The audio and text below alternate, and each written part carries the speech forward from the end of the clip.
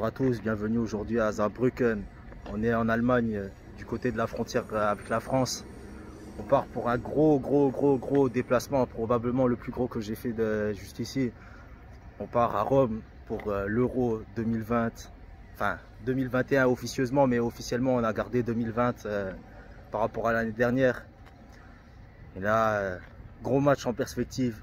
Pour commencer, Italie-Turquie, on a un des favoris pour le titre contre un sérieux outsider.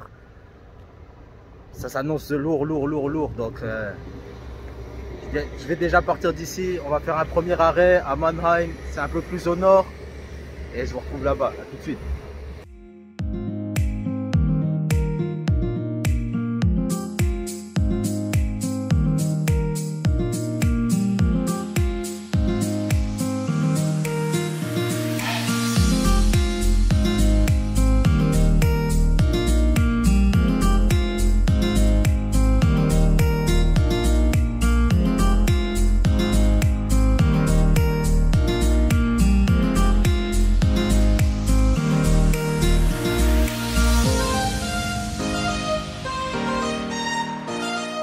Bon, comme vous avez pu le voir, on est arrivé là à Mannheim, belle ville de plus de 300 000 habitants.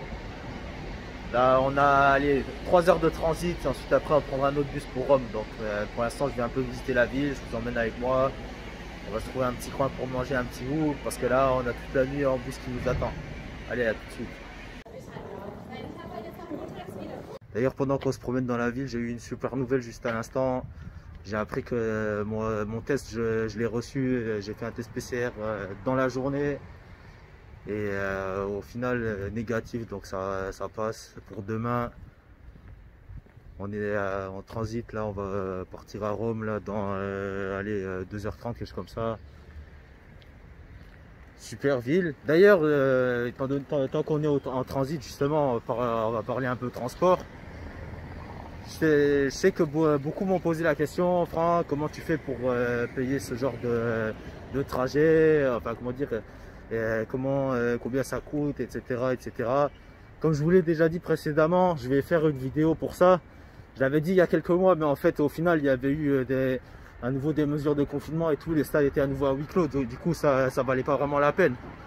Mais là maintenant, avec les stades et tout qui reprend, ça va être une vidéo qui va bientôt être à l'ordre du jour, donc soyez patients.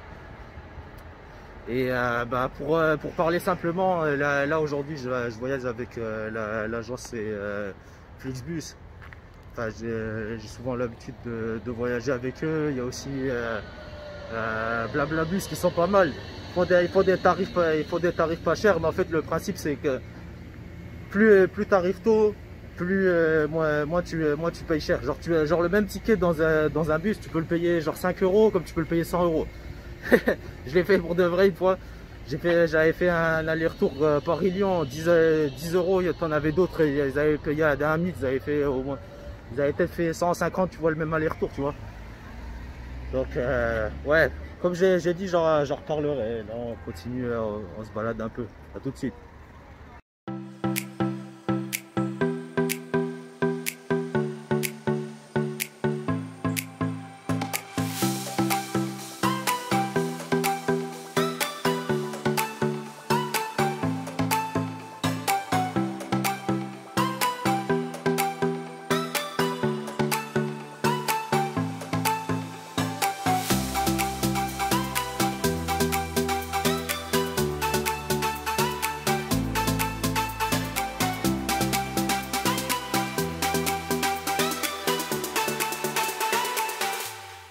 Vous avez vu au passage d'ailleurs les stickers des Ultras Mannheim 99.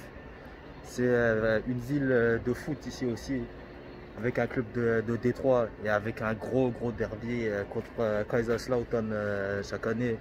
Bon, là en ce moment c'est un peu chaud avec le corona, mais en tout cas c'est un des matchs que j'espère me faire très bientôt. Le bus là il est là dans 20 minutes, donc il n'y a plus beaucoup de temps à attendre. Allez, maintenant dernière étape et non des moindres, direction Rome. On va passer la nuit dans le bus. On se retrouve là demain matin.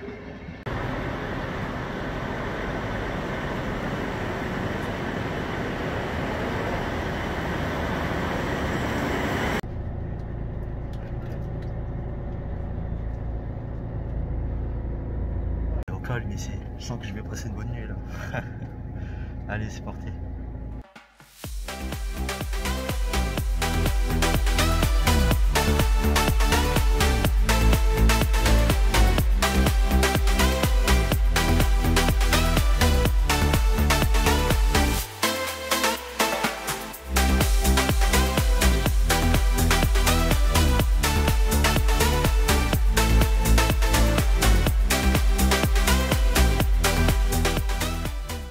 Bref, il est 1h du matin, on est en Allemagne, près de la frontière avec l'Autriche. Là, on a eu un contrôle de police, ça fait quasiment 1 heure qu'on est bloqué là. Du coup, apparemment, il y a eu une histoire d'un gars, il s'est fait choper avec des trucs un peu bizarres, si vous voyez ce que je veux dire. Du coup, on est bloqué là, il fouille un peu tout ce qu'il y a. Donc, on verra bien. Du coup, apparemment, on prend un peu de retard. Donc, on verra bien à quelle heure on arrivera.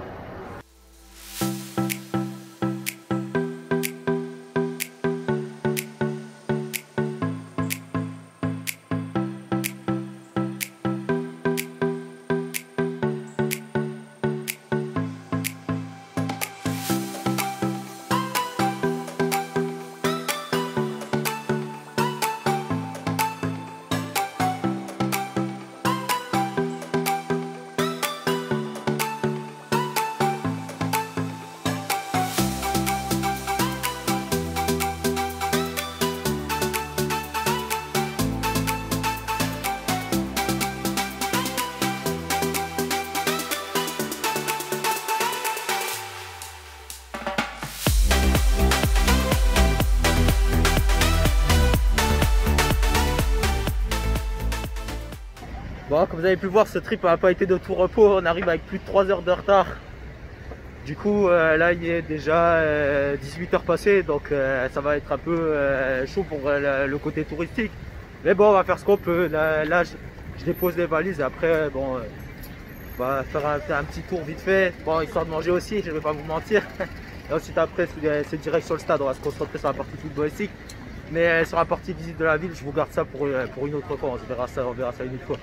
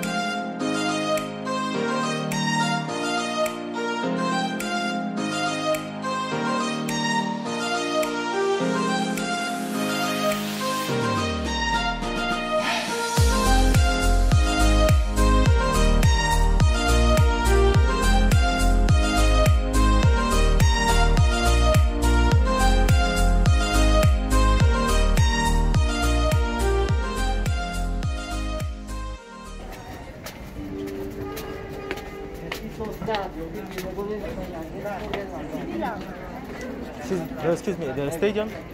Bus navetta 200 Stadio metri a c'è destra. scritto, quindi dritto per dritto.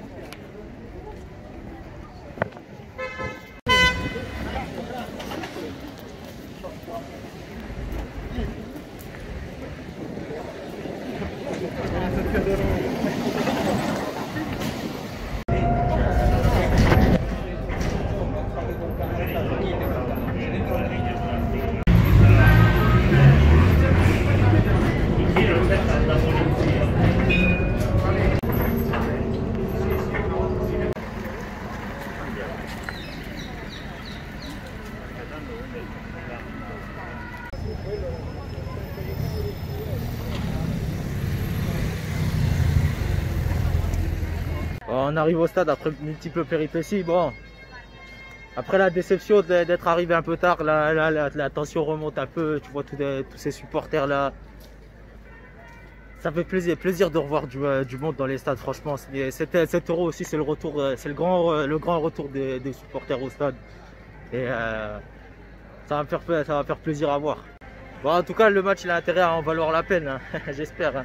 En tout cas, les deux équipes qui nous sont proposées là, on a une des équipes l'Italie qui est bien placée et qui figure de favori pour ce match, mais qui est un des possibles vainqueurs clairement de cet Euro.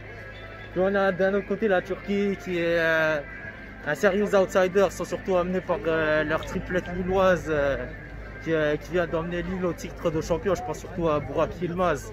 Moi honnêtement il m'a bluffé ces derniers temps, donc j'espère vraiment que le voir faire un gros match.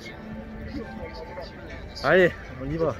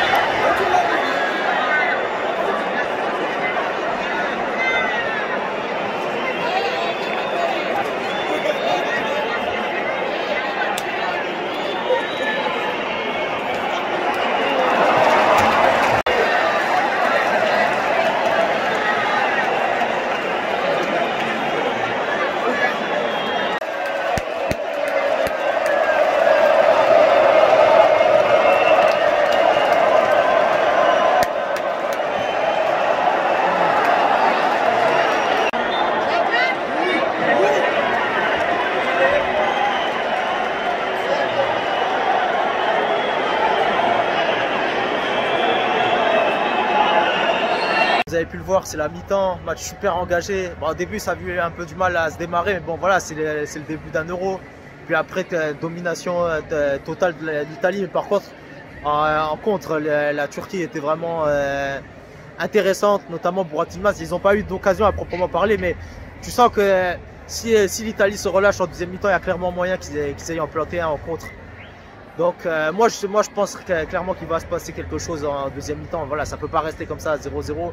Mais je pense quand même que les Turcs ils jouent la défense en se disant bon voilà, si on prend un point contre l'Italie, ce sera déjà bien. Et éventuellement en contre, on va faire chercher quelque chose. Clairement, c'est les Italiens qui ont la pression et qui doivent aller chercher la victoire. Mes impressions par rapport à cette cérémonie d'ouverture, d'abord le stade. Honnêtement, j'ai été bluffé. Hein. Pour moi, clairement, je le dis sans détour, pour moi, c'est le plus beau stade que j'ai vu jusqu'ici. Clairement, surtout ce qui lui donne tout son éclat, c'est les sièges bleus à couleur azur. Vraiment, je ne sais pas si ça rendra pareil en vidéo, mais du stade, vraiment, c'est époustouflant. Quand tu rentres, vraiment, ça fait une super impression. Que dire de la cérémonie, honnêtement. On a l'habitude de critiquer l'UEFA, comme quoi, et souvent à raison d'ailleurs, hein, on va pas se mentir. Mais là, ils ont fait fort. Hein. Ils ont fait fort, surtout au niveau de l'animation. Bon, je vais pas dire les fumis, mais je sais pas comment on appelle ça. Enfin, les feux d'artifice et compagnie. Bref, j'ai beaucoup apprécié vraiment. Donc voilà ce que j'avais à dire là-dessus. Allez, bonne deuxième mi-temps.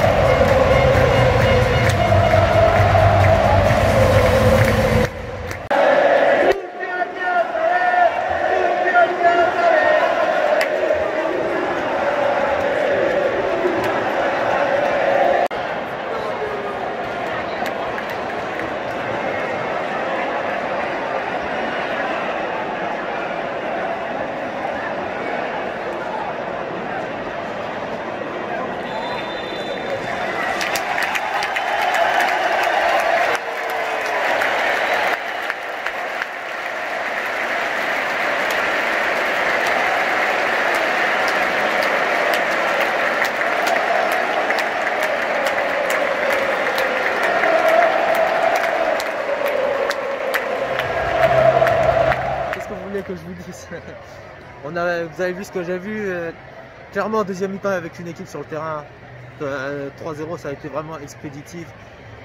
Bon, ils ont essayé un peu de résister les Turcs au début de deuxième mi-temps, mais dès qu'ils ont réussi à percer le trou, à marquer le premier but, derrière ça a enchaîné des actions jusqu'au deuxième but. Ça s'est recalmé un petit moment, puis après ils ont rajouté un troisième. Donc clairement, l'Italie s'est placée aujourd'hui comme un sérieux prétendant, on va pas se mentir. Par contre, pour la Turquie, bon, ça va déjà être compliqué de sortir du groupe, sachant que maintenant, avec en plus un -3, ça veut dire que au niveau de la place de meilleur troisième, il va falloir se battre. Enfin, ou la deuxième place, c'est encore possible, bien sûr, il n'y a qu'un match de jouer.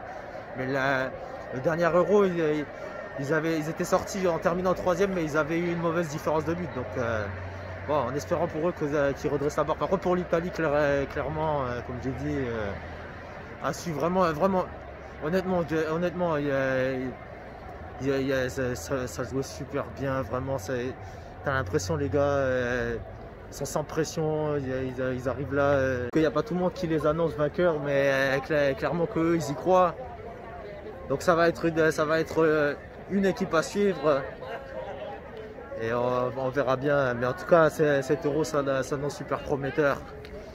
Ça a été un plaisir d'être avec vous aujourd'hui. Je vous dis à très bientôt.